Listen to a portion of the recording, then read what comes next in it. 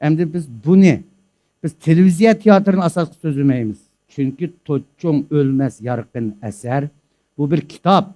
Biz avtorninki şu ming sulolasi vaqtidan shu 400 yil muqaddam mushuni bir ijodiyat keltirganki shu tuyg'usi, shu hissiyoti, shu ifodalash usuli bilan bu g'arib sayohatdagi asosli rolchi Şahsingni biz bugun tunishimiz, qaytadan uni tushunimiz. Avval biz Şahsing bilan tunishib o'taylik. Şahsing, biz birinchi qatim ekranda Şahsingni ko'rgan qismimizda Sunukung Jubaji Tangsing uchi Golojangda Jubajini o'ziga qotib olgandan keyin Aqarqum daryosi bo'yiga kelib to'xtaydi.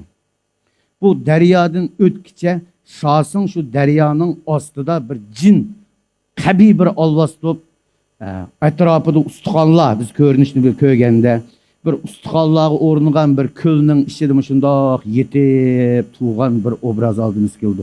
Chas soqol qip qizil, bo'ynidan 9ta iskelet, odamning iskeleti hujumi.